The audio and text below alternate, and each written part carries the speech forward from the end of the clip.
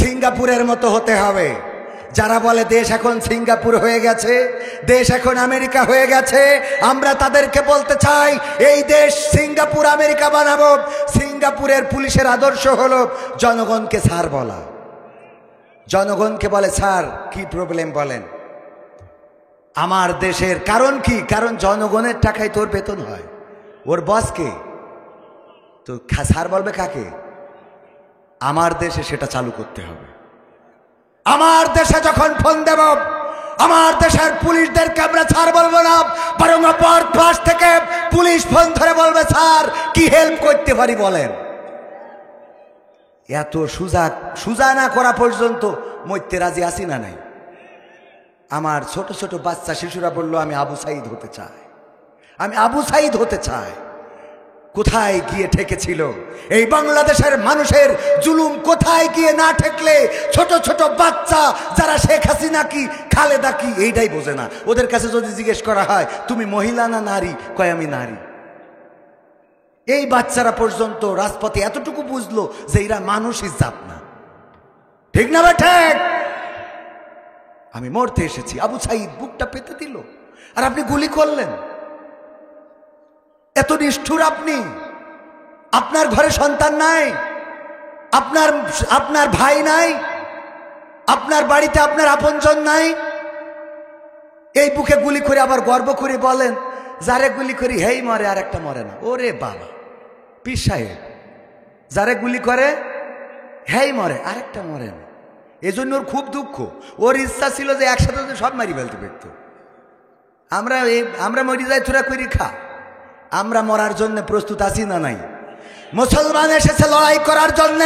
মুসলমান শব্দের অর্থ হলো আত্মসমর্পণ করা। সুতরাং আত্মসমর্পণ তো আল্লাহর কাছে করেছি। আমরা ঘোষণা করেছি ইন্না সলাতি ওয়া নুসুকি ওয়া মাহইয়ায়া ওয়া মামাতি লিল্লাহি রাব্বিল আলামিন। সুতরাং আমাদের জীবন, আমাদের মরণ, আমাদের নামাজ, আমাদের রোজা সব তো আল্লাহর জন্য, আমাদের কুরবানি আল্লাহর জন্য। আমাদের কিসের ভয় দেখাও? আমরা ভয় পাই না, মরতে রাজি আছি, কিন্তু বাংলাদেশে কোনো জুলুম মেনে নেওয়া হবে না।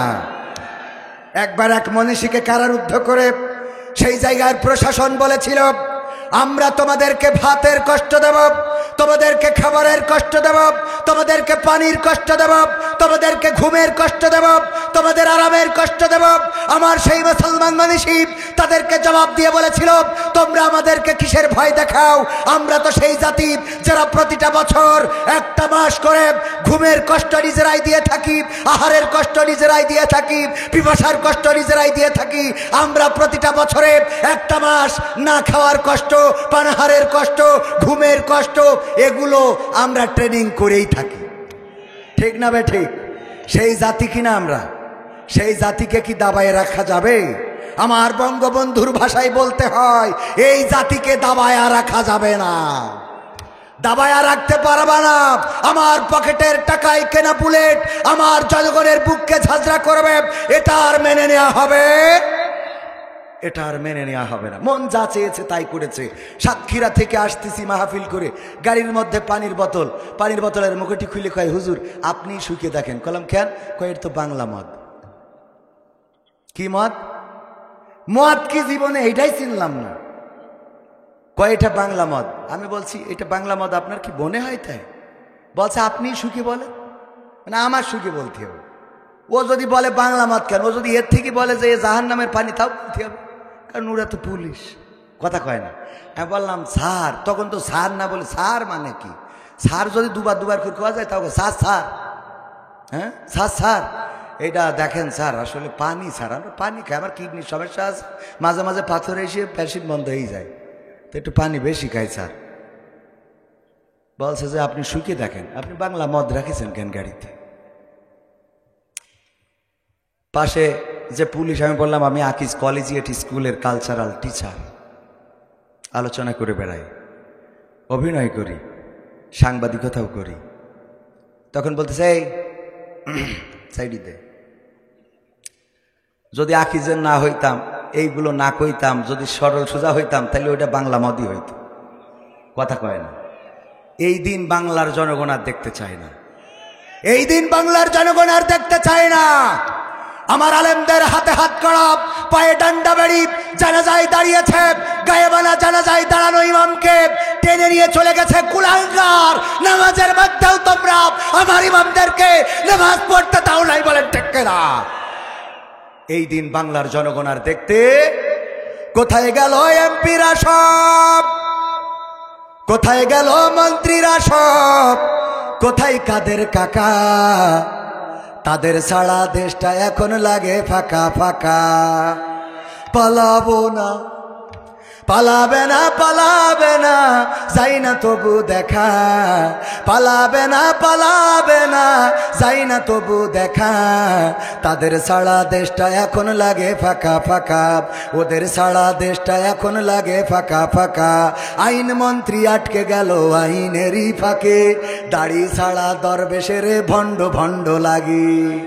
আইন মন্ত্রী আটকে গেল আইনেরই ফাঁকে, দাড়ি ছাড়া দরবেশের ভণ্ড ভণ্ড লাগে। শুনছি কত নেতা নেত্রী খাইতেছে ভাই ডান্ডা, বিচারপতি কালামানিকের ফাটিয়েছে আন্ডা। পলকেরও ঝলক গেল, পলকেরও ঝলক গেল থামিয়ে নেটের চাকা। তাদের ছাড়া দেশটা এখন লাগে ফাঁকা ফাঁকা, ওদের ছাড়া দেশটা এখন লাগে ফাঁকা ফাঁকা। কই গেল সেই সংসদেতে মমতাজের গান, কোথায় গেল হজরত বলা শামীম ওসমান? এখন মমতাজ আর গায়? কথা কয় না, গায়। গেয়েছে ততদিন, সুবিধা পেয়েছে যতদিন। আমি বলেছি নেত্রী, আপনি মানুষ চেনেন নাই, আপনি যাদেরকে লালন করেছেন ডানে বামে, ওরা তো তারা যারা দোয়া করতো আল্লাহ 1975-এ যারা বঙ্গবন্ধুর সপরিবারে হত্যা করেছে, তুমি তাদের জান্নাতুল ফেরদাউস নসিব করো। শয়তান, ওর আমলিখিত দূরের কথা, তো জামাতেও নিয়ে যাবে না। ঠিক না বে ঠিক? কোন জামাতের লোকও এমন দোয়া করেছে জীবনে? করেছে বলেন? আর এক শয়তান কয় আল্লাহ আজকের এই শোক দিবসে বলছি শোনো, তুমি বঙ্গবন্ধুকে জাহান্নামের উচ্চ মাকাম দান করো। কত বড় শয়তান! কি করে আমলিক করে মেয়েটা, আর আমাকে চোখই থাকে না। আমরা দোয়া করে দিই কত কায়দা করে। এক হুজুর ওয়াজ করতেছে, তা সব ওই হাসিনার বিরুদ্ধে ওয়াজ করিয়েছে, পাশে ছিল আওয়ামী লীগের এক নেতা, বলছে হুজুর আপনার তো বাড়ি যাওয়া হবেন না। বলছে কেন? তা বলছে ঠ্যাং ম্যাং তো থাকবেন না, তো যাবেন কি কই? তা বলছে কে? তা বলছে এতক্ষণ করলেন কি? বলছে মোনাজাতের সময় ঠিক করে দেবানে। তো মোনাজাতের সময় কি করে ঠিক করবে? হুজুর দেখেছে এখন এতক্ষণ যেহেতু উল্টো পাল্টা বলেছি, মোনাজাতের সময় যদি সুজা কই তা তো জনগণ কেটে যাবে। এই জন্য আরবিতে দোয়া করছে, রব্বানা আতিনা ফিদ দুনিয়া হাসিনা ওয়া ফিল আখিরাতি হাসিনা ওয়া কিনা আযাবান নার। আচ্ছা হুজুর ঠিক আছে, আরবিতে দোয়া করেছে, ভালো লাগলো। আরবিতে দোয়া করতেছে ওয়া ফিল আখিরাতি হাসিনা। ঠিক আছে না বাজা? কত কায়দা করি বাঁচতি। একটা গান গালাম নোয়াখালীতে, বলছে হুজুর জুতো খান নেই। আমি বলছি ওই যে বলছে এখন নীতি হবে না, আগে বিএনপি ক্ষমতা আসুক তারপর নিয়েন। কেন? তা বলছে আপনার ধরতে আসছে। বলবো সে গান? গণতন্ত্র চিনি না আমি, জানি না গণতন্ত্র, গণতন্ত্র দেখিনি আমি, শুনেছি গণতন্ত্র। এই গান গাওয়ার কারণে নোয়াখালীতে জুতো পাই দেওয়ার টাইম পাইনি, সে পালাই চলে আসছিল। এখন খেলা হবে মাসুদ ভালো হলে না।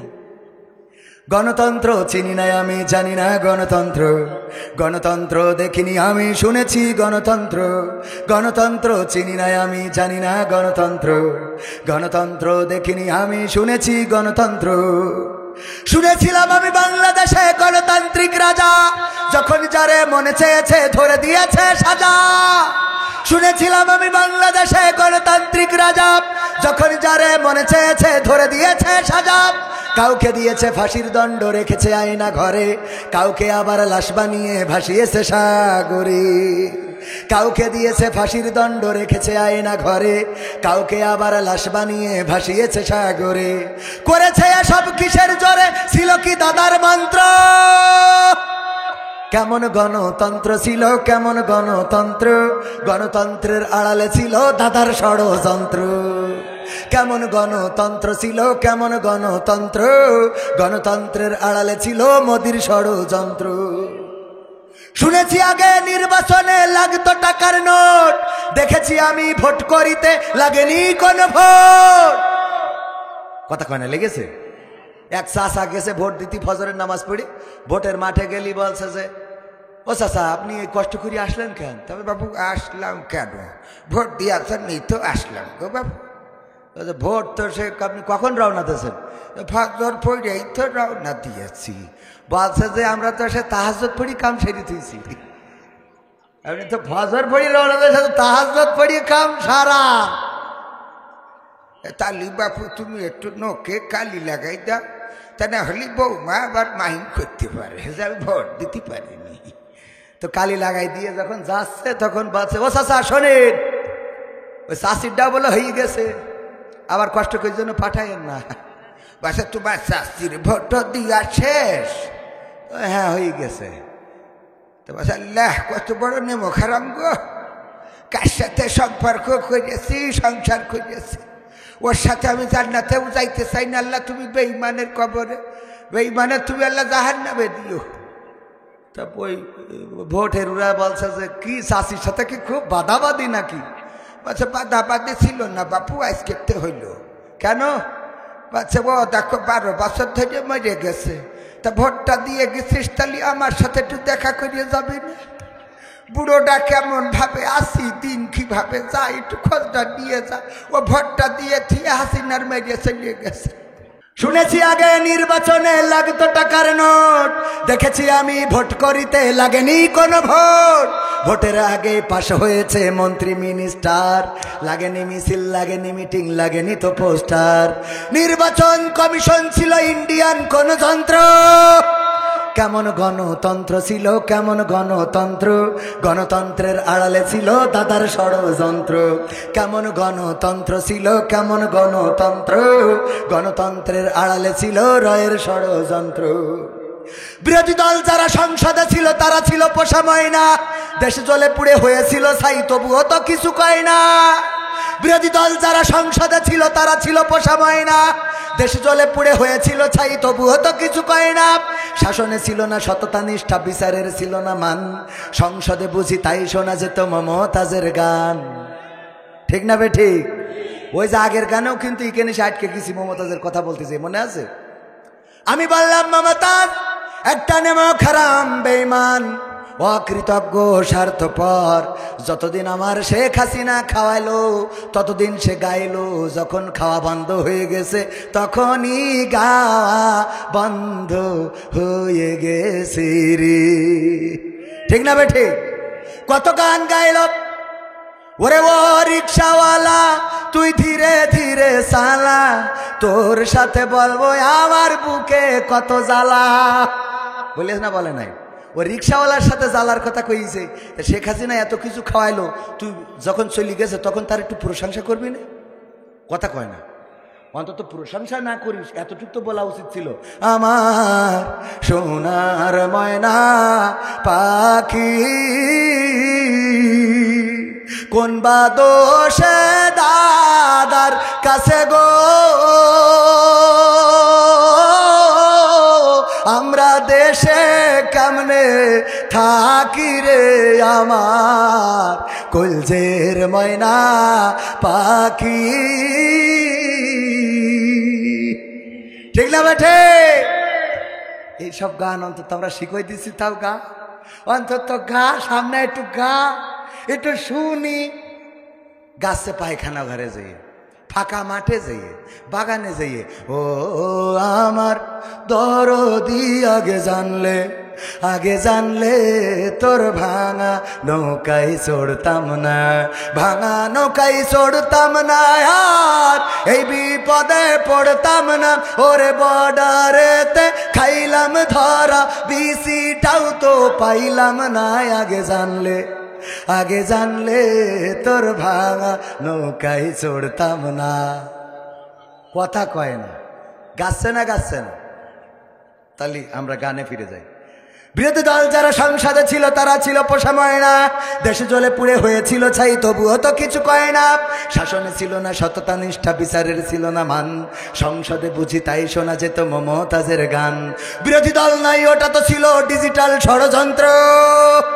কেমন গণতন্ত্র ছিল, কেমন গণতন্ত্র, গণতন্ত্রের আড়ালে ছিল রয়ের ষড়যন্ত্র। কেমন গণতন্ত্র ছিল, কেমন গণতন্ত্র, গণতন্ত্রের আড়ালে ছিল মোদির ষড়যন্ত্র। নায়েবে রাসূল কোরআনের পাখি বলতো মানুষ যারে, 13টি বছর সেই মানুষের রেখেছিল কারাগারে। নায়েবে রাসূল কোরআনের পাখি বলতো মানুষ যারে, 13টি বছর সেই মানুষের রেখেছিল কারাগারে। কোরআনের কথা বলতে গেলেই করতো গ্রেফতার, ইসলামী বই কোরআন হাদিস করতো যে উদ্ধার। ইসলামের কথা বলতে গেলেই করতো গ্রেফতার, ইসলামী বই কোরআন হাদিস করতো যে উদ্ধার। ওসবে নাকি থাকতো লেখা নাশকতার মন্ত্র। কেমন গণতন্ত্র ছিল, কেমন গণতন্ত্র, গণতন্ত্রের আড়ালে ছিল দাদার ষড়যন্ত্র। কেমন গণতন্ত্র ছিল, কেমন গণতন্ত্র, কারণ ওরাই আকাম করা ছিল ওদের ওপেন সিক্রেট। ধর্ষণ করে জাহাঙ্গীরনগর বিশ্ববিদ্যালয়ে ধর্ষণের সেঞ্চুরি উদযাপন করেছিল সেই আল্লাহর ওলিরা এখন বর্ডার ক্রস করে যারা পালাই গেছে। আমাদের দেশে তো করিসিস করিসিস, একটাও তো রাখলি নে, আবার ওই দেশে যেয়ে কেন এই কাজ করতেছিস? আমার দাদারা বলছে যাই করো তাই করো, আমি তোমাদের পক্ষে থাকবো, কিন্তু আমাদের মাল নিয়ে টানাটানি করবা তা হবে না। কথা কি বোঝা গেছে?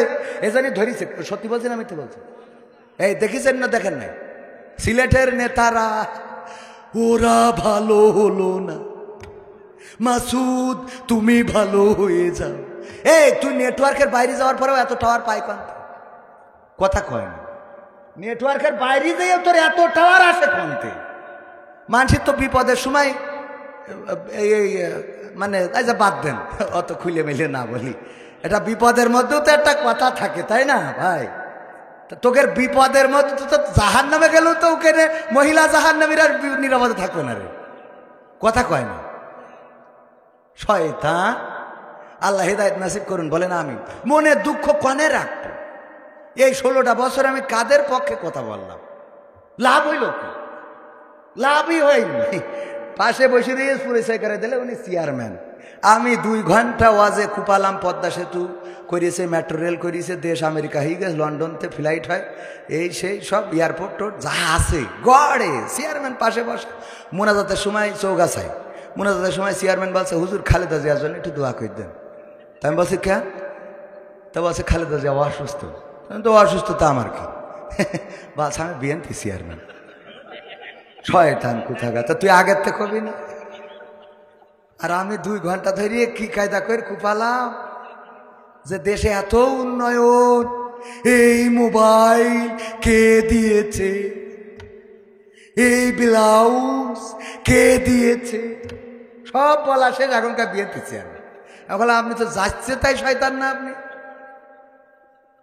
যতক্ষণ বললাম চুপ থাকলেন। বলছে আমি চুপ না থেকে উপায় আছে? আপনি নেত্রীর পক্ষে বলছেন আমি বাধা দিয়ে কি আমু মারবো? ও বিপদে। আল্লাহ আল্লাহ আল্লাহ হেদায়েত করে দিন, বলেন আমিন। মাহফিল কি শুরু করব না শেষ করব? শুরু করব। আমি তো এখনো শুরু করিনি, এগুলো তো বোনাস। শুরু করব, থাকা যাবে ইনশাআল্লাহ। আর 15 মিনিট ইনশাআল্লাহ। পবিত্র কোরআনের সূরা তাহার 55 নম্বর আয়াত তেলাওয়াত করেছি। মিনহা খলাকনাকুম ওয়া ফিহা নুঈদুকুম ওয়া মিনহা নুখরিজুকুম তারাতান উখরা। এটা আমরা কোথায় পড়ি? কবরে। একদম এটা মুখস্থ কথা, অথচ এই আয়াতটা পড়ার কথা কোন জায়গায় আর আমরা কোন জায়গায় নিয়ে গেছি? আয়াতটার প্রতি জুলুম না, পবিত্র কোরআনের প্রতি জুলুম হচ্ছে। আল্লাহ রাব্বুল আলামিন আমাদের যে মেসেজ দিয়েছেন সেই মেসেজ আমরা উল্টাই ফেলেছি। কি করে ওইটা বুঝাই এখান থেকে বাড়ি যাব। বুঝতে রাজি আছেন? থাকা যাবে ইনশাআল্লাহ। থাকবো না কারা কারা হাত উঁচু করেন?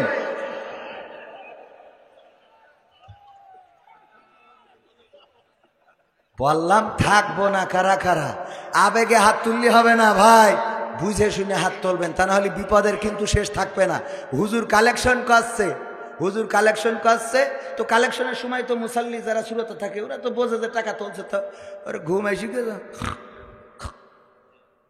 খালি ঝিমচ্ছে। তো হুজুর টাকা চাচ্ছে 50,000 টাকা দেওয়ার মতো কোন আল্লাহর বান্দা কি আছেন? দোয়া করে দেব আপনার যেন দুনিয়ার পরের জীবন আল্লাহ কল্যাণময় করে, পরকালে যেন ভালো কিছু হয়, সব দোয়া করে দেবো। মা বাপ যেন 14 গোষ্ঠী জান্নাতে থাকে। কেউ হাত তোলে না, তোলে না, তোলে না। হুজুর সুর দিতে দিতে যখন দেখলো এই জনগণ এইভাবে তো আর হাত তুলতেছে না, এবার সুর বাদ দিয়ে বলতেছে 50,000 টাকা দেওয়ার মতো একজন মানুষও কি এখানে নাই? হাত উঁচু করেন। তো ওর হঠাৎ ঘুম ভেঙে গেছে, শুনে হাত উঁচু করেন, হাত উঁচু করে বসে আছে। নাম কি? ওবায়দুল কাদের। আল্লাহ, ওবায়দুল কাদের 50,000 টাকা এই মাহফিলে করলো দান। আল্লাহ বাড়িয়ে দাও, সম্মান নেখায়াত দিয়ে দাও, মনের স্বপ্ন পুরা করে দাও। আল্লাহ পিতা মাতা দাদা দাদি নানা নানি 14 গোষ্ঠী আল্লাহ তুমি ওদের দোতলা জান্নাতে রেখে দাও। ও হাত তুলে চিন্তা করছে দোতলা জান্নাত আর 50,000 টাকা। কালকে বিড়ি না ধরাইলে আমার হাগাও হবে না, সেটা কেনবো, তা তো টাকা নেই। আরে 50,000 টাকা দোয়া তো হুজুর করিয়ে দিলে, এ করবো ডাকি আমি, বিড়ি কিনার টাকা নেই আমার। তো ওই সাহস করে আর কিছু কইনি, যা দোয়া রাস্তা করে নিয়ে বাড়ি যাইয়ে মসজিদের ইমামের ডেকে বলছে হুজুর কাল ছাড় বিপদে পড়ে গেছি কি, তা মাহফিলের মধ্যে ঘুমায় পড়িলাম। তো অসুবিধা কি? বলছে অসুবিধা তো ঘুমানোতে না, অসুবিধা এই হাত উঁচু করিয়ে।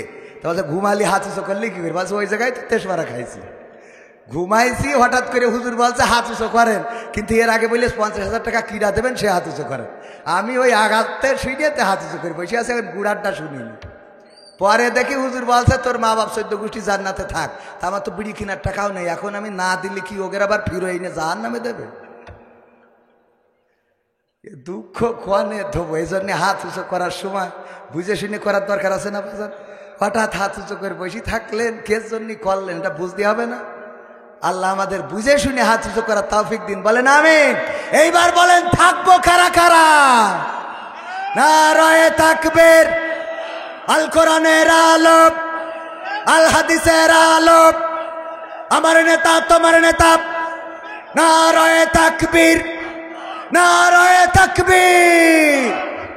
ওগো আমার ভাইয়েরা, তারপরেও বেশি সময় নেব না, অল্প সময় কথা বলবো। আল্লাহ রাব্বুল আলামিন পবিত্র কোরআনের সূরা তাহা মাক্কি যুগে নাজিল হয়েছিল। এই সূরাটা এমন একটা সময়ে নাজিল হয়েছিল যেই সময় ওমর রাদিয়াল্লাহু তাআলা আনহু ইসলাম কবুল করে নাই, কিন্তু এই সূরার তেলাওয়াত শুনে ওমর রাদিয়াল্লাহু তাআলা আনহু ইসলাম কবুল করেছিলেন। সেটা কিভাবে? এই সূরার তেলাওয়াত শুনেছিলেন যখন তার বোন ফাতেমা এবং তার ভগ্নিপতি করে ইসলাম কবুল করার কারণে কোরআন ছিল। সেই সময় আবার কাফেরদের মিটিং হচ্ছিল যে কে পারবা নবী মুহাম্মাদের মাথা কাটতে। ওমর তরবারি বের করে বলল আমি পারবা নবী মুহাম্মাদের মাথা কাটতে, আমি ছাড়া এমন সাহসী মক্কায় আর কে আছে? অন্যান্য কাফেরেরা বলল তোমার দিয়েই হবে, কারণ তোমার মধ্যে সেই বীরত্ব, তোমার মধ্যে সেই সাহসিকতা আমরা লক্ষ্য করেছি। ওমর রাদিয়াল্লাহু তাআলা আনহু ছুটে চলছেন, হঠাৎ করে ইবনে নাইমের সাথে দেখা। ইবনে নাইম বললেন ওমর কোথায় যাও? বলল নবীর মাথা কাটার জন্য যাচ্ছি। বলল নবীর মাথা কাটতে যাও কেন? আজকে সিদ্ধান্ত হয়েছে যে নবীর মাথা কেটে দেবে সেই মক্কার বড় বীর হিসাবে বিবেচিত হবে, এই জন্য দায়িত্বটা আমি নিয়েছি। বলতেছে ওই যে ছাগলের বাচ্চা দেখা যায় ওটা কি তুমি ধরতে পারবা?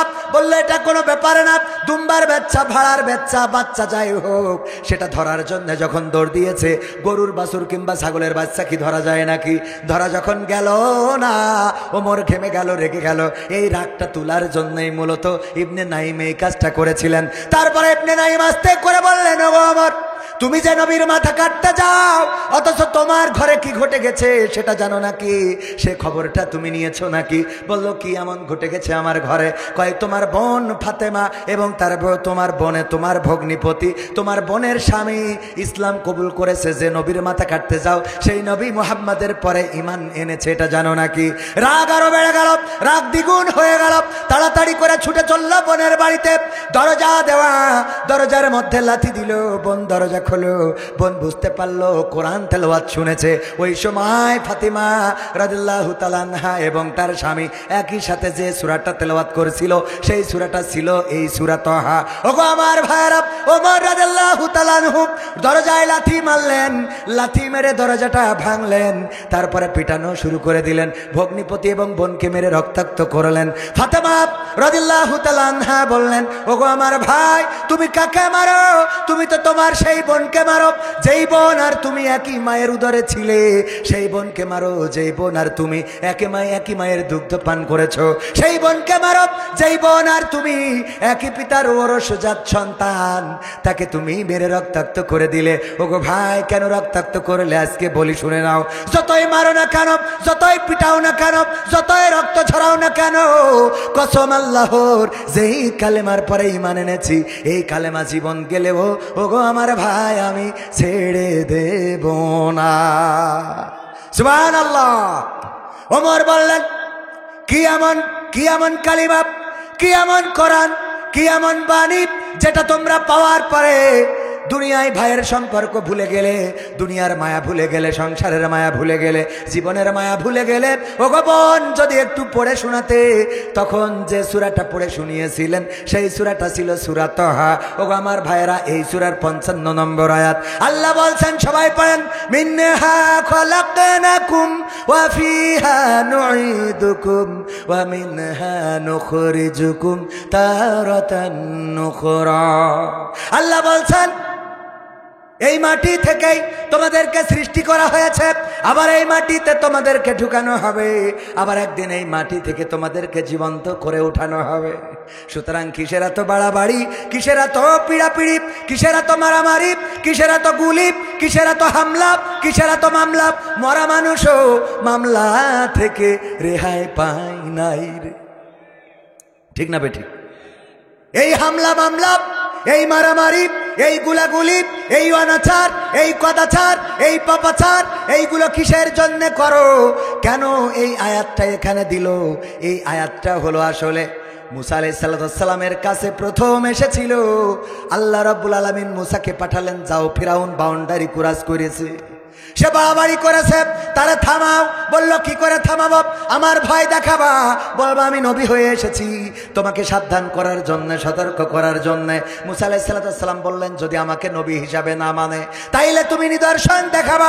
কি নিদর্শন?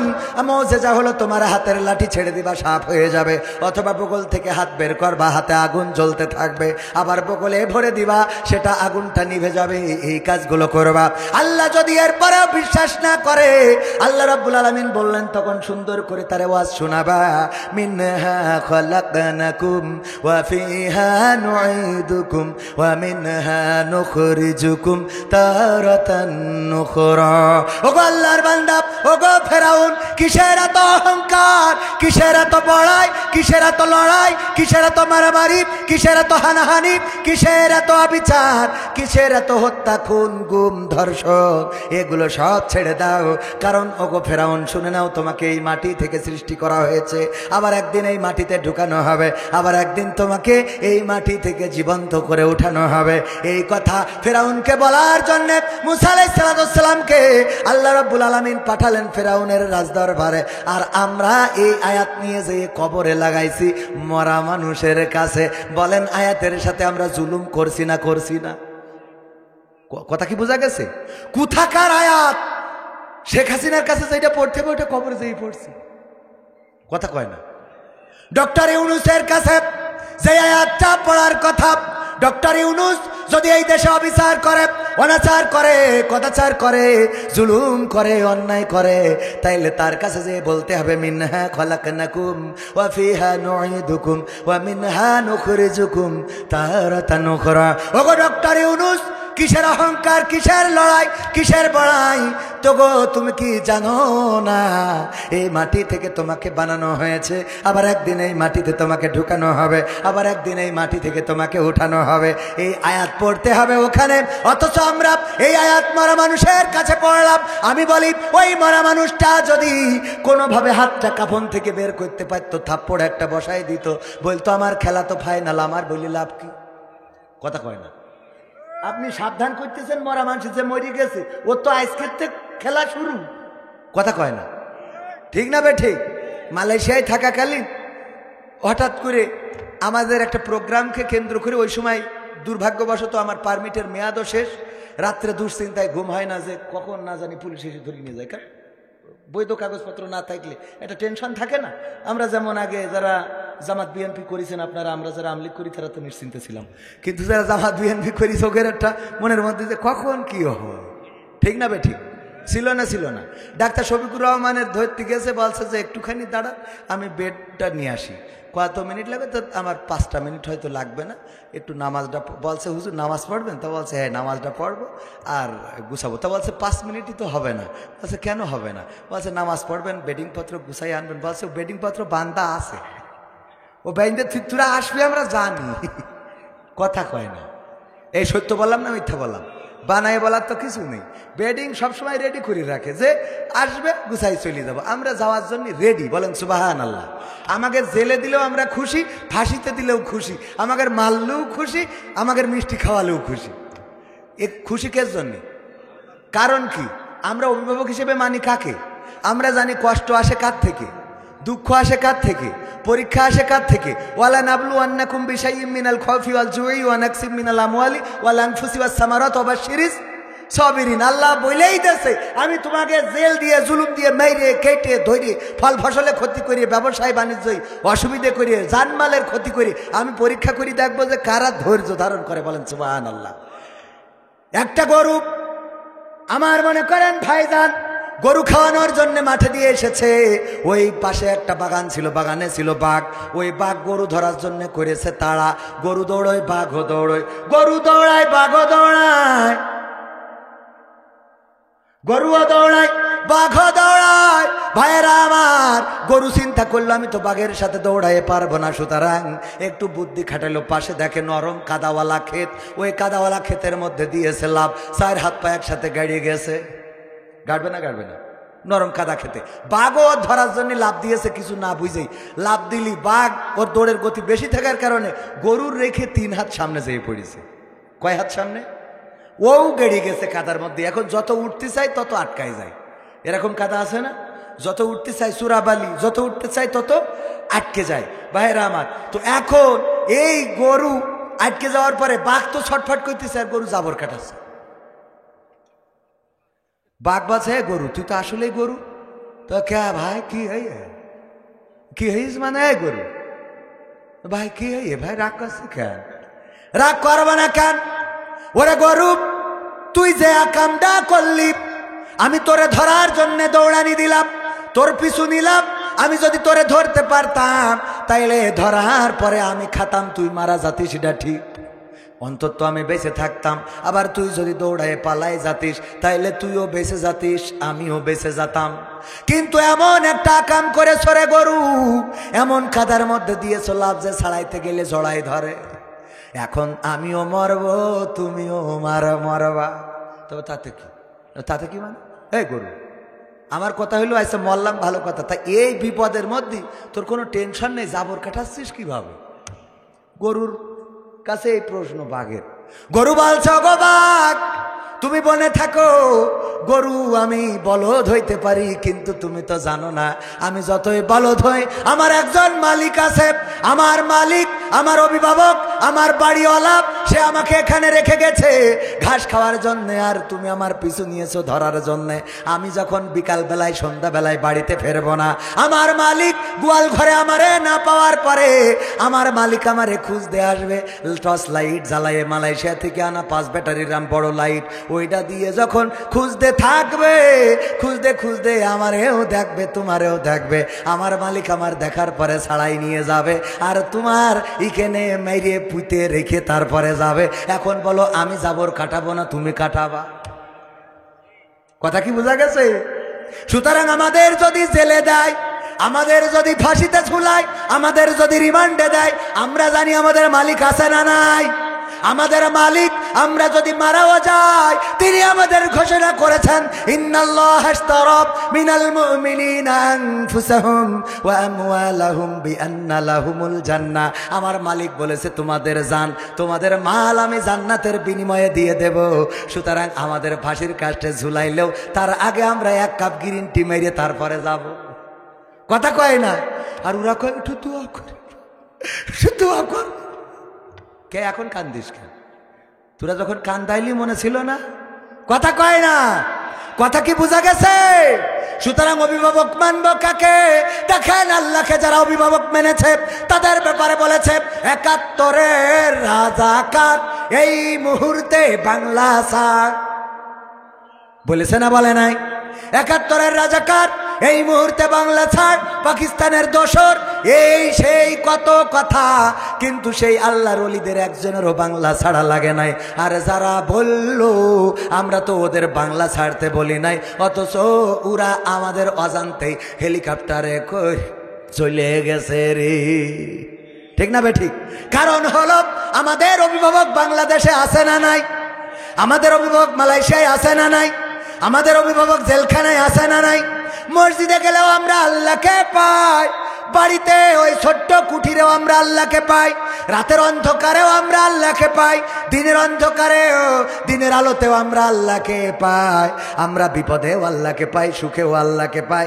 আর আমার ওই আল্লাহর অলিরা ওরা জানে ভারত ছাড়াই আমাদের আল্লাহ নাই। কথা কয় না? দাদা ছাড়া আমাদের। তোকে যদি সত্যি এই কথা যদি মিথ্যে হয় তো তোরা দাঁড়ায় থাক হুজুরদের মতো, দেখি আল্লাহর পরে ভরসা করি। কথা কয় না? আপনার মন খারাপ কেন? আমলি করেন নাকি? হ্যাঁ না, আমি তো ভালো কথা বলছি, আপনাকে ভালো কথা করছি, ভালো কথা করছি না বলছেন? তাইলে ভাইয়েরা আমার, এরপরে কি হলো? এই আয়াত পড়তে হবে কোথায়? ডক্টর ইউনূসের কাছে, আসিফ নজরুলের কাছে, মোস্তফা সরোয়ার ফারুকির কাছে, তারপরে বশির উদ্দিনের কাছে, এমনি ভাবে ক্ষমতায় যারা আছে তাদেরকে বলতে হবে। এরপরে গ্রামের সুদখোর, সুদ ছাড়া কথা বলে না, টাকা ধার চাইতে গেলে দেয় না, কিন্তু যখন বলেন ১,০০০ এক মন ধান দেবো কয় আইসো, আছে না না? ওরে বাবা, খুব আপন লোক, যেই বলছি ভাই 2টা টাকা হবে না, তো বলছে কত? 10,000। তা তো থাপায়ে দাঁত খুলি দেওয়ার দরকার কে? তা বলছে 2 দিন আগে আসতে পারলি রে। মানে ওরে বাবা, ওর চাটাম কি? 2 দিন আগে তোর টাকা লাগবে, তুই আমার কবি তোর টাকা আমি আজকে দিতে পারছি না, আমার কি খারাপ লাগছে বলতে পারিস তুই? ওরে দরদ, ওর খুব খারাপ লাগছে। তারে তাই এখন কি করা যায়? তো বলছে তাই এখন ভাই আমার তো খুব ঠেকা পড়ে গেছে, 10,000 টাকা তাহলে যদি না পাওয়া যায় সেরকম লাইন মাইন নেই, না হয় ধান করে দেবানে। ধান বোঝেন তো, 10,000 টাকা দিলে 5 মণ 7 মণ ধান সুদ। বলছে বলিসিস টাকা তো নেই, তা দেখি তো শাশুড়ি অ্যাকাউন্ট খুঁড়ে মুড়ে দেখবা না কিছু হয় কি না। ও এতক্ষণ নেই, যেই সুদ বলিছেন সেই ওমরা করতে জাতি বলেন, কয় আমার এখন ওমরা ফরজ হয়ে ও যেই বলেন যে জমি ব্যস্ত একজন কিনবা না, কানে কোন মাঠে? ওরে বাবা, বলছে পার্টি লাগা জন্য যে যা দাম বলে 50,000 বেশি বলিস, আর যেই হজের কথা বলে কয় বাপু তোমরা যে হজের কথা বললো আমার এখনো বয়সেই আছে, ওর এখনো বয়সের কবরে 2 পাঁচ হয়ে গেছে, মানুষ তো কয় এখন তো 2 5 6টা কবর। সত্যি বলছেন? আমি তো হ্যাঁ ভালো করে বুঝেন, বলে আপনার গায়ে পড়লে আমার দোষ নেই। আপনি গেছেন হজে গেছেন, তা সে টাকা কোন ঠিকছেন এত বছর দিবে, অন্তত ওমরা হজটা তো করবেন। ইনু মেননের থেকেও তো আপনি খারাপ। হ্যাঁ, তারপরে ওরা বিপদে পড়লি কাবা ঘরের ইমামের পিছনে দাঁড়াই ইতিকাফ করে, ঠিক না বে ঠিক? আউলিয়া। সুতরাং আমাদের পরিবর্তন হওয়ার দরকার। তাহলে কি করতে হবে? সুদখোর যে তার কাছে যেয়ে বলতে হবে মিনহা খলাকনাকুম ওয়া ফিহা নুঈদুকুম ওয়া মিনহা নুখরিজুকুম তারাতান উখরা, এই কথা সুদখোরের বলতে হবে। তারপরে যুবকেরা আমার, লাইলাতুল ফেব্রুয়ারি আছে না নাই? বোঝেন তো লাইলাতুল ফেব্রুয়ারি? লাইলাতুল ফেব্রুয়ারিতে ওই যে মেমরি যদি আমার পালসারের পিছনে দিয়ে গিয়ার দিয়ে না নিয়ে বেড়াও, তাইলে তোমার সাথে কাটাকাটি করে আমি চেয়ারম্যান এসে এলের সাথে। আছে না নাই? আছে মানে কি? আমার মা বোনেরাও তো পর্দার অন্তরালে, ওগেরও 2টা কথা বলা লাগবে না? আল্লাহ বললেন ওয়াকরনা ফি বুয়ুতিকুন্না ওয়ালা তাবাররাজনা তাবাররুজাল জাহিলিয়াতিল উলা। ওগো নারীরা, পর্দার মধ্যে থাকো, জাহেলি যুগের মেয়েদের মতো সেজেগুজে নিজেদেরকে প্রদর্শন করে বেড়ায়ও না। আর আমার মা বোনেরা বলল আমরা সাজুগুজুও করব, আবার পর্দাও করব, একটাও ছাড়বে না। একটাও। আমার ভাইজান পিকনিকে নিয়ে গেছে 10 জন লোক, আমি সহ, তো নিয়ে গেছে, খাবারও নিয়েছে 10 জনের। কিন্তু মনে করি যদি লোক যদি বেশি হয় তাহলে কি করবেন, এই জন্যই কটা মুড়িও সাথে করে নিয়ে গেছে, যে যদি বেশি হয়ে যায় তাহলে মুড়ি দিয়ে পার করব। কিছু লোক মুড়ি খাবে, কিছু লোক ভাত খাবে, এই প্ল্যান করে নিয়ে গেছে। নিয়ে যে লোক আসলেই বেশি হয়ে গেছে, 10 জনের জায়গায় 20 জন হয়ে গেছে। তো চিন্তা করলো তাহলে কিছু লোক ভাত খাক, কিছু লোক মুড়ি খাক। আমার এসে জিজ্ঞেস করছে কবির বিন সামাদ, আপনি ভাত খাবেন না মুড়ি খাবেন? আমি বলছি মুড়ি খেয়ে তারপর ভাত খাবো। মুড়ি খেয়ে তারপর কি করবো? তাহলে একই লাইনে আনা সম্ভব? আমার মা বোনদের বলল ওগো নারীরা, সাজুগুজু করো না, পর্দা করে চলো। আর আমার মা বোনেরা বলল সাজুগুজু করবো, পর্দাও করবো। করে না? করে না। সেই যে বুঝে মেকআপ মারি, কায়দা করি, তারপরে সিনাক্সে যায়, যে কপি হাউসে ঢুকে এইবার মুখ খোলে, খুলি কয় কেমন লাগছে দেখো তো, কেমন লাগতেছে? আরে বাবা, এবার হঠাৎ করি ওই যে স্যার অর্ডার দেবে, আসলি পরে এমনি ফসান করি মুখ ঢাকে। হ্যাঁ ওয়েট কিটার, ওয়েটার, হ্যাঁ কিটার, ওয়েটার, তো ওয়েটার আসলি মুখ ঢাকে।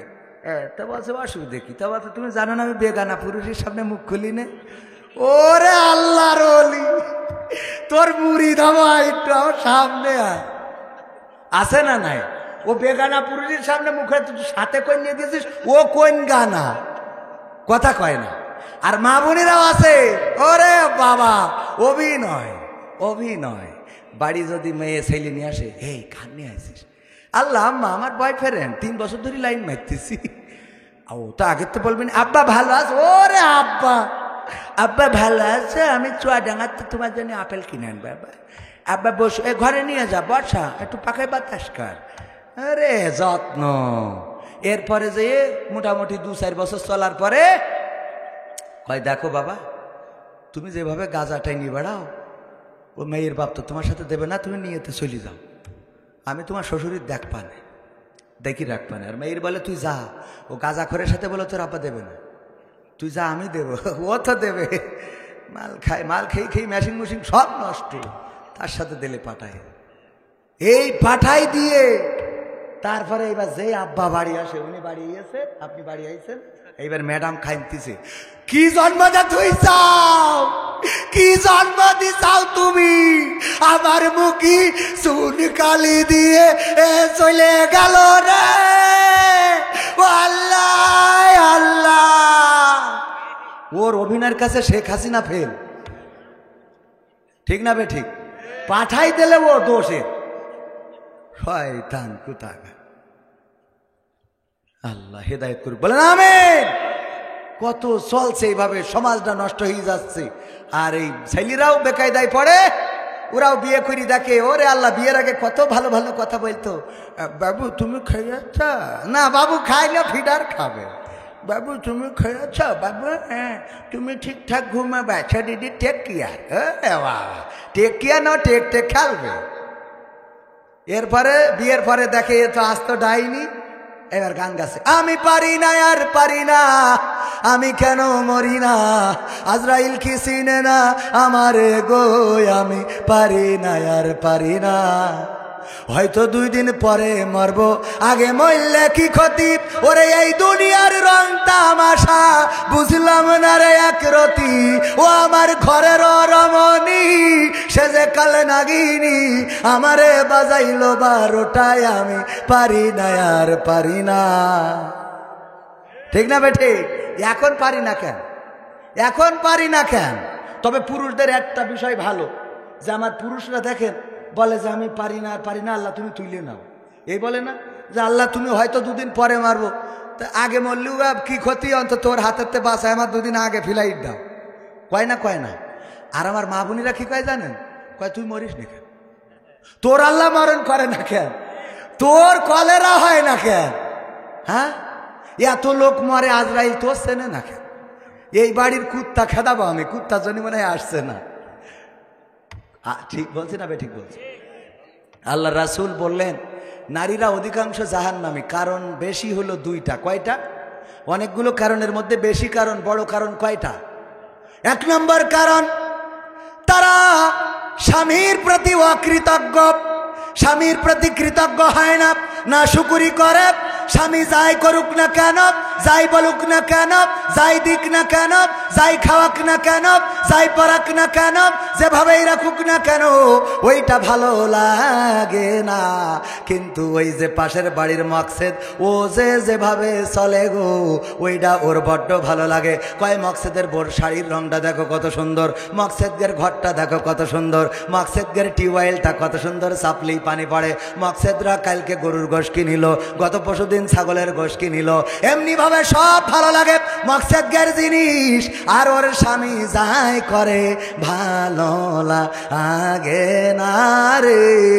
এরকম শান স্ত্রী আছে না নাই? আছে না নাই? আছে বলে আমার ভাইজান একবার একটা বুদ্ধি করিল, চুয়াডাঙ্গাতে একটা শাড়ি কিনে এনেছে। মানে বোর যাই এনে দেয়, পছন্দ হয় না। কয় কবির বিন সামাদের বোর দেখো দিন কত সুন্দর শাড়ি। মানে ওর অন্য মানুষ যা করে পছন্দ হয়, কিন্তু নিজের স্বামী যেটা করে ওটা ভাল লাগে না, এটা চলবে না। তো এখন উনি বুদ্ধি করি চুয়াডাঙ্গাতে একটা শাড়ি কিনেছে, খুব কায়দা করে কিনে এনে তো ডাইনিং টেবিলে রেখে বলছে স্ত্রী খাতি দাও, তো খাতি দিয়েছে।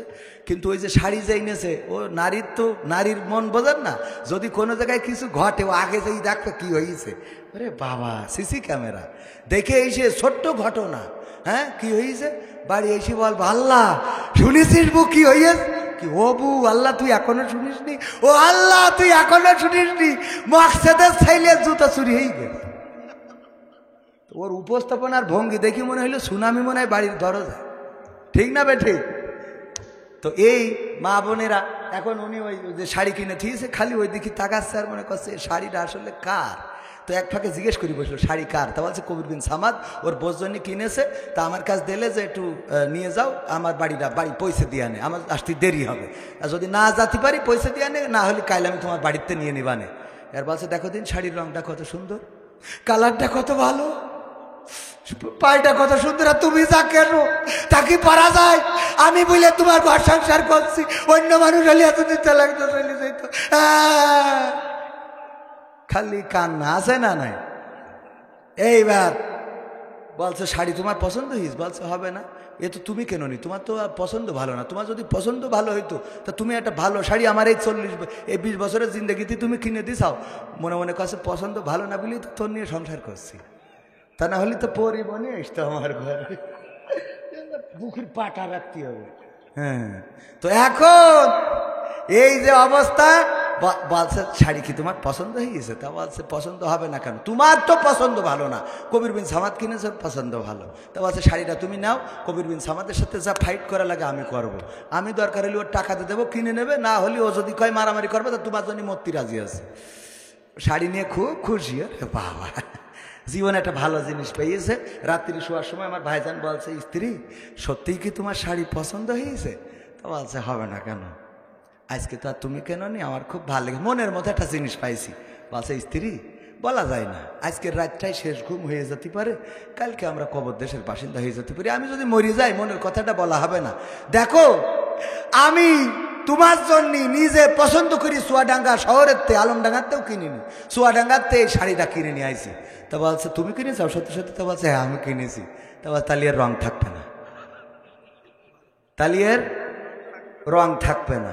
ওর কি কিয়ামত পর্যন্ত খুশি করা সম্ভব বলেন? এরকম অকৃতজ্ঞ নারী আছে না নাই? এই অকৃতজ্ঞ নারী যারা, আল্লাহর নবী বললেন ওরা জাহান্নামে যাবে।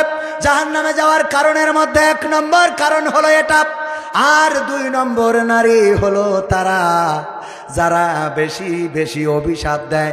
অভিশাপ দেয়, ওরে আল্লাহ ও কেন মারে না, ওর কেন করোনায় ধরে না, ওর কেন কবর রচনা হয় না, ওর কেন আল্লাহ তুলে নেয় না, এমন দোয়া যারা করে গো, এই নারীরাও জাহান্নামে যাবে। ও আমার পর্দার অন্তরালের মা বোনেরা, দয়া করে আপনারা স্বামীর প্রতি অভিশাপ দেবেন না, সন্তানের প্রতি অভিশাপ দেবেন না, মা বাবার প্রতি অভিশাপ দেবেন না, আর স্বামীর প্রতি অকৃতজ্ঞ হবেন না। এই 2টো কাজ যদি করেন তাইলে জাহান্নাম হবে আপনার ঠিকানা। মনে থাকবে? আপনাদের মনে থেকে তো লাভ নেই, এটা মনে থাকতে হবে কাদের? আর আপনাদের মনে থাকতে হবে কি? আপনাদের মনে থাকতে হবে আমার এক মা বোন নিয়ত করিয়েছে যে একটা মোরগ জবাই করে হুজুরির খাওয়াবো। ওর স্বামীর বলিছে হুজুরির একটু দাওয়াত দেয়ছো। তা হুজুরির দাওয়াত দিতে গেছে, হুজুর বলছে যে আমি তো খাবো, তুমি কি নামাজ পড়ো? তা বলছে না। তা বলছে আমি বেনামাজির বাড়ি খাই না। বাড়ি এসে বলছে স্ত্রী হুজুর তো বেনামাজির বাড়ি খায় না। তা বলছে তাহলে তুমি নামাজ পড়ো। বলছো আমার দিয়ে হবে না, আর এখনো বয়স হয়নি। তাহলে এখন হুজুরির আমি যে মানত করে রাখিছি এই মোরগটা যে হুজুরিরই খাওয়াবো, তাহলে এখন করবো কি? কয় অসুবিধা নেই, আমি 3 দিন পরে হুজুরির বুদ্ধি করে দাওয়াত দিয়ে আসবেন। কি বুদ্ধি? বলছে আমি মিছি কথা কই নিয়ে আসবো যে আমি নামাজ পড়ার ধরেছি, আসেন। তা বলছে কি করে বলবা? বলছে আমি হাদিসে আমপাড়ায় পাইছি বোর খুশি করতে গেলে বলা যায়। হাদিসে আমপাড়ায় খুঁজে পাই যে বোর খুশি করতে গেলি নাকি এইটা বলা যায়। তো বলবো বললে ও 3 দিন পরে যে বললেছে, বললি হুজুর এসে এই খাতি বসে বলছে যে নামাজ পড়ছেন বাজান?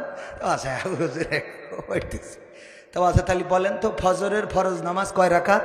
তা আচ্ছা হুজুর খাওয়ার সময় কথা বলতে নেই। খাওয়ার সময় হুজুর বলছে সে আমি বুঝবানে, তুই ক আগে ফজরের ফরজ নামাজ কয় রাকাত। আমি কথা বললে জাহার নামে যাই যাবা নেই, তোর টেনশন কর, তুই ক।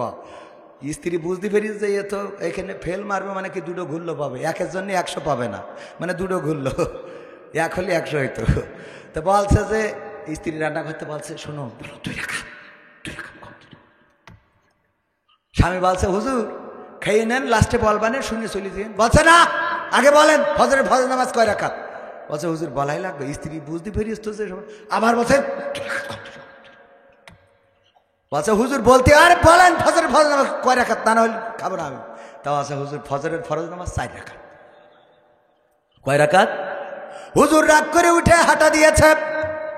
বারান্দার থেকে নেমে যখন হুজুর চলে গেছে, স্ত্রীও রান্নাঘর থেকে লাফ দিয়ে এসে বলতেছে কত করে রান্নাঘর থেকে বললাম বলো ফজরের নামাজ 2 রাকাত, যা ফজরের ফরজ নামাজ 2 রাকাত। 2 রাকাত কয়বার? আঙুল দেখালাম, দেখিলে কিনা? বলছে দেখেছি তো। দেখেছি, তা বললে না কেন?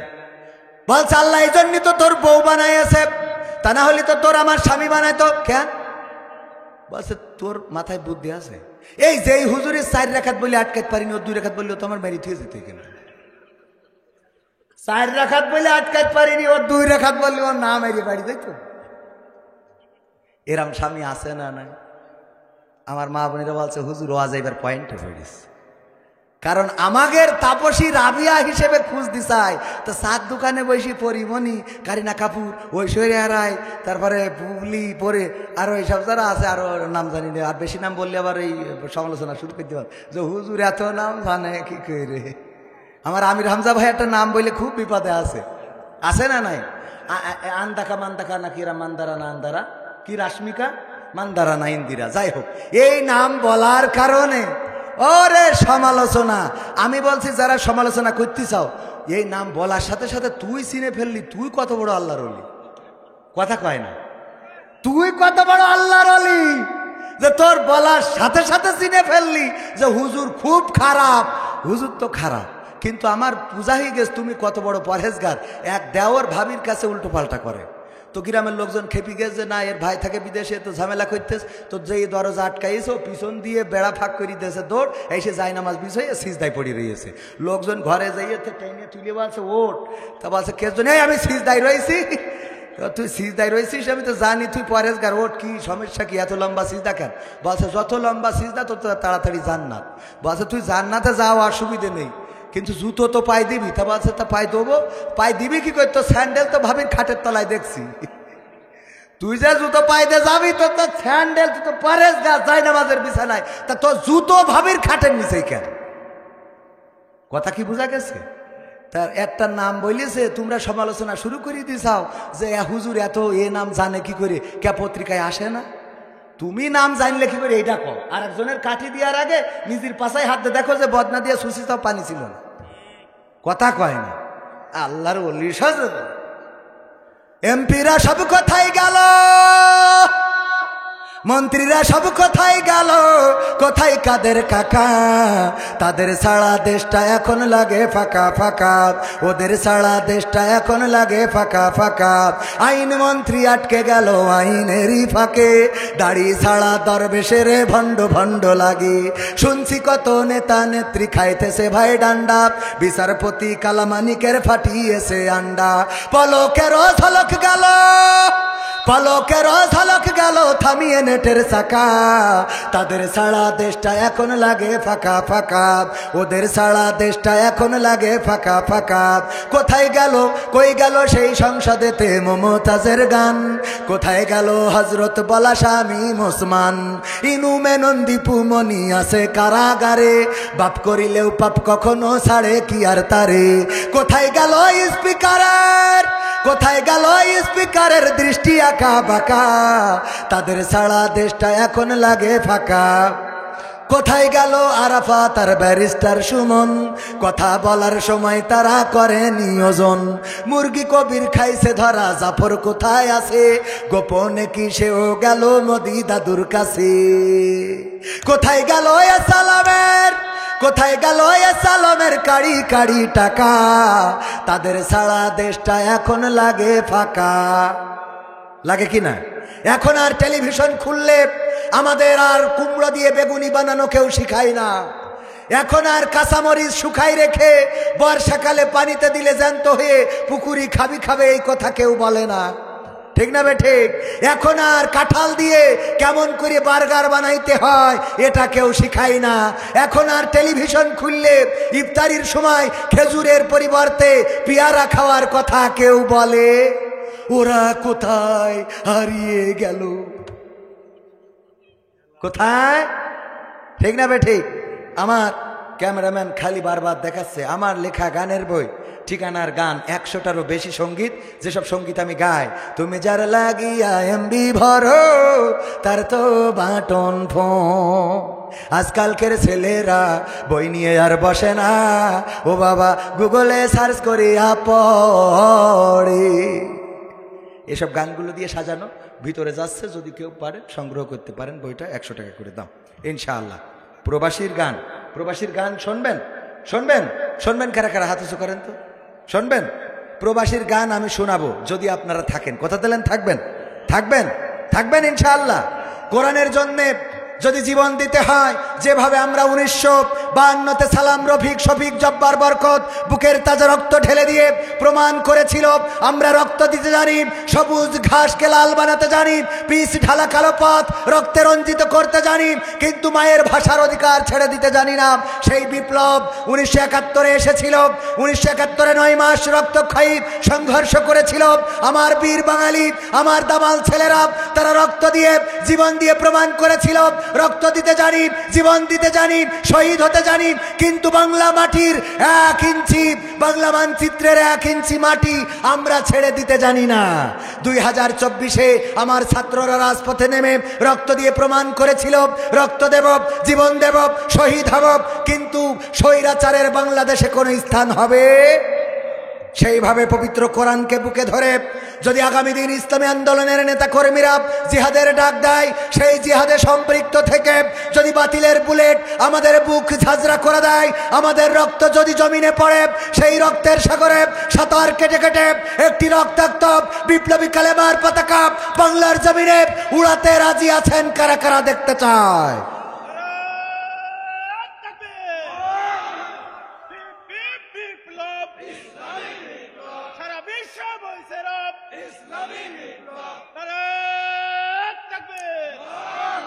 কোরআনের জন্য রক্ত লাগলে দিবেন, জীবন লাগলে দিবেন। কোরআনের জন্য যদি মিছিলে যেতে হয় যাবেন, যদি শহীদ হতে হয় হবেন। তবে যদি কোরআনের জন্য টাকা দেয়া লাগে আমরা কেউ দেব না, বলেন ঠিক কিনা? হ্যাঁ দেবেন, দেবেন, দেবেন কারা কারা হাত উঁচু করেন? দেবেন, হাত উঁচু করেন, দেখি সব ওঠে নাই নাকি? দেবেন সত্যি? বাম হাতটা নামান, ডাইন হাত মুট করেন, মুট মুট মুট। আমারও তো লাগবে, আমার ক্যামেরাম্যান দিবেন। এই মুটটা নিজের পকেটে না থাকলে পাশেটাই ঢুকান, ঢুকায়ে ও দেখছে না যেহেতু পাশে। তাড়াতাড়ি তাড়াতাড়ি যুবকরা প্যাকেট নিয়ে যাও, যার যা আছে দেখি দেখি কত আসে কোরআনের জন্য, আমার জন্য না, এই মাহফিলের জন্য। তাড়াতাড়ি তাড়াতাড়ি তাড়াতাড়ি এক্ষুনি টুপি নিয়ে গেলি হচ্ছে কিডা? জাকের পার্টি। ও জাকির। 500 টাকা আল্লাহ কবুল করেন। খেয়াল দেখেন বঙ্গবন্ধুর নোট দিল। বাবু ভাই 500 টাকা আল্লাহ কবুল করে না। বাবু তুমি খেয়েছো কিনা? ও বাবু, বাবু কত দিল? 500 টাকা আল্লাহ কবুল করে নাও। মনের নেক মাকসাদ পুরা করে দাও, আপনজনদের কবুল করে নাও। যার যা আছে পকেটে দিয়ে দেন প্যাকেটে। তারপরে প্রবাসীর গান শোনাবো। তারপরে ওই ওয়াজের কথা মনে আছে কিনা? মিনহা খলাকনাকুম ওয়া ফিহা নুঈদুকুম ওয়া মিনহা নুখরিজুকুম তারাতান উখরা। আমরা সুদখোরের কাছে যেয়ে বলবো, চেয়ারম্যানের কাছে যেয়ে বলবো, আমাদের যদি কেউ প্রেম প্রস্তাব দেয় তারেও বলবো, আমাদের কোনো ভাবি যদি অন্যায় কোনো আবদার করে তারেও বলবো মিনহা খলাকনাকুম ওয়া ফিহা নুঈদুকুম ওয়া মিনহা নুখরিজুকুম তারাতান উখরা। মনে থাকবে না? থাকবে না? এই আয়াত তাইলে কোনে বলবো আমরা? কোথায় বলবো? যেখানে প্রভাবশালী বলবো সেখানে, কিন্তু আমরা এই আয়াত বলি যেখানে প্রভাব মোট নেই সেখানে। মনে থাকবে তো? মনে থাকবে? এখন থেকে কবরে নয়, বরং যারা কবরে যায়নি ওদের কানের কাছে এই আয়াত পড়বেন। এই আয়াত এসেছে আসলে জ্যান্ত মানুষের জন্য, ওই কবরে যেয়ে পড়ার জন্য না। কবরে পড়ে কোনো লাভ নেই, ও চাইরা না লাভ হবে না। আপনি কবরে ওখানে 100 বার এই আয়াত পড়েও কোনো ফায়দা নেই, জ্যান্ত মানুষের কাছে পড়বেন। তাহলে ও যদি বোঝে তাইলে ও তাস খেলা ছেড়ে দেবে। একজন জেলখানাতে এসেছে, চার দোকান দিয়েছে, মানসি ওর বলে আলহাজের চার দোকান। ওর কাছে যেয়ে জিজ্ঞেস করলো আমাদের ফখরুদ্দিন সাহেব, আপনি আলহাজ কবে হজ করেছেন? বলছে আমি আসলে আলহাজ না, আমি জেল হজ। কি হজ? জেল হজ। কেন? তা বলছে আগে গাঁজা বেচতাম, জেলখানায় যেয়ে কিছু জামাতের নেতৃবৃন্দের সাথে থেকে ভালো হয়ে গেছি, এই সাথে দেখলাম গাঁজা বেচা ছেড়ে দিয়ে চা বেশি, তাই মানছি আমার আলহাজ কয় উপবাস করি। তাই কি কয়? আলহাজ। ও আসলে কি হজ?